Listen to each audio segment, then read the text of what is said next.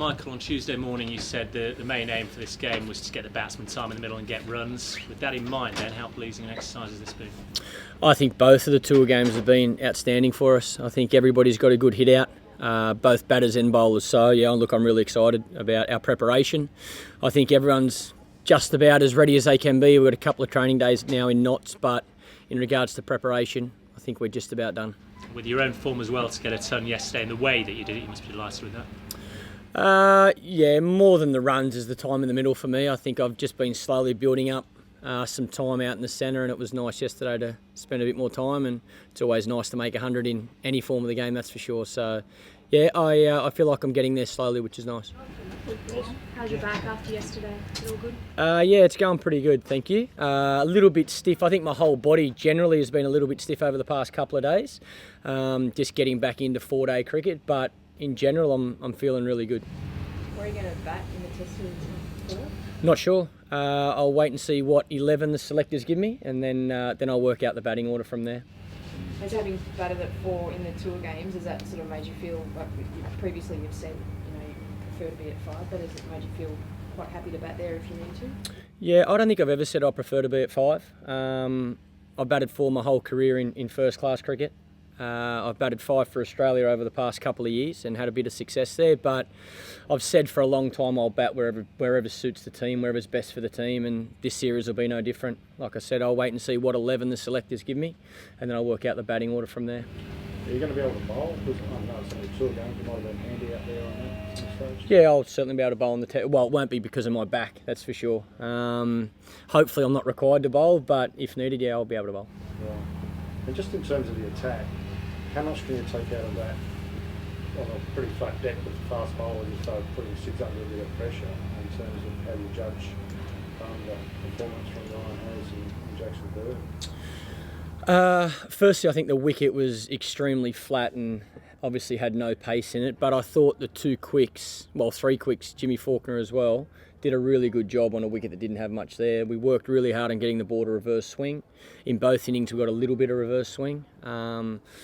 And I thought, all the bowlers put in throughout these 4 days. I think both wickets we've played on have been extremely flat wickets. So it was a good indication to have a look at all the quick bowlers. I think the selectors have had the chance to have a real good look. Now they've got to work out what our best attack is with the conditions we get once we get to knots. How do you balance up with Sid? He's been terrific over the last couple of years, really been a leader of the attack, but he's had a really difficult start to the tours to look at his figures to see that he hasn't done very well. How do you balance his current form with what he's done over the past 2 years and supposed to lead in the attack? Does that give him an edge, or is his current form pretty significant? I think form certainly helps, but I think Sid's is a good example of he's been a strike weapon for us over the last couple of years. I think the selectors will select the best 11 bowlers and 11 players to help us win that first test match. And I think in regards to the bowlers, they'll try and pick the best attack. I don't necessarily think they'll pick... You don't necessarily need to be one of the best bowlers. It'll be a complementary attack that helps us have success in the conditions we're about to face. So I think we need to see the wicket first. When do you... Sorry. Given that he can bowl long spells, is that significantly in his favour, giving the other guys like, say, Starke and Patterson have injury problems and they probably don't want to sort of overuse them and blow them up? I think it's one of his strengths, but like I say, I think they'll need to pick an attack, not an individual bowler. I think there's a big difference there.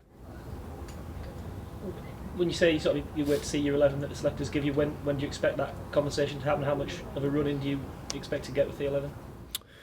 I don't think I'll have too much say in the 11 now. I'm not a selector. Look, I've got a great relationship with the selectors and with Darren, so I'm sure there'll be plenty of communication, and that's obviously started. When we announce that 11, I'm not sure. I'd imagine that'd be morning of the game, to be honest. I think we'll assess conditions. We've got a couple of heavy training days, so see our guys pull up from this game and then after training.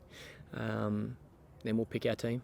Michael, there's been obviously we know who the openers are going to be, and there's been a bit of a suggestion that had been an idea in mind for a little while. Were Chris and Shane in your mind as opening batsmen when you first got to it?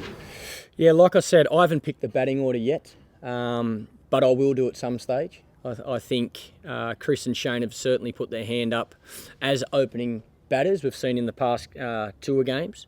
But in regards to the batting order, it hasn't been selected at this stage. I haven't got 11-player squad or team, to pick the batting order at this stage. But there's certainly been some communication over the past few months since coming back from India with Shane about where he wants to bat, where I see him most suited, I guess, to the team.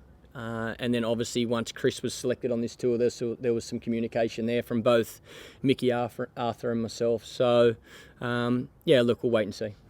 Steve Smith was selected initially to play as a reserve batsman in this squad. How does his performance in this game, does it get him closer to a chance in the Test team, or is he still considered a reserve behind the other guys? Yeah, I certainly have never seen him as a reserve player. Once he was added to the squad, in my eyes, he was in contention to be picked for the first 11. I think he's done everything in his power with the bat. I thought he played a couple of really good innings on the Australia A Tour that got him brought into the squad. And I think the way he played throughout this game is really exciting for us. But again, we need to, just about everybody's played a game now, and the selectors need to work out what they feel is the best 11 for the conditions in knots against the attack we're about to face.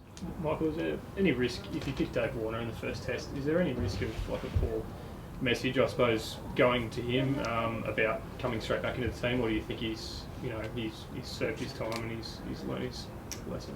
I think he's certainly served his punishment. His punishment was no cricket up until the first test match. Now it's about working out what our best team is. I don't believe, again, I'm not a selector, but I don't believe David won't be selected because of punishment. I think that's been dealt with. So it'll be about working out our best team. And how have you been able to get an indication, I suppose, of how he's going without any cricket? Plenty of net sessions.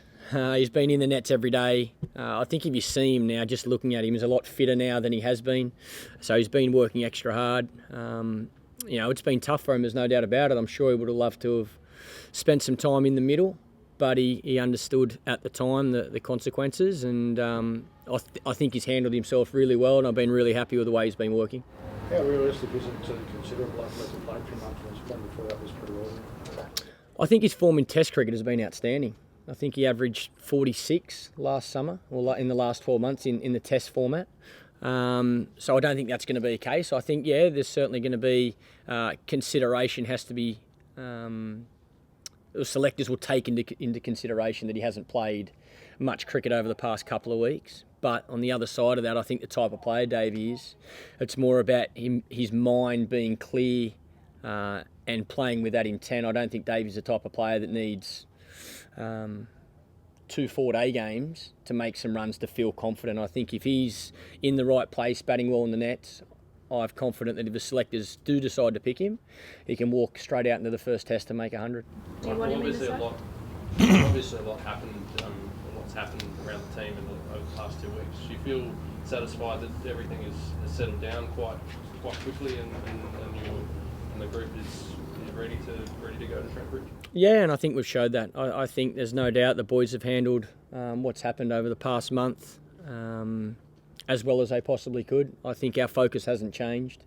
As players, we know our job's on the field and making sure we're performing well, and I think our momentum is slowly building. I think our performance in both 4 days, there's a lot of positives to take out of both games.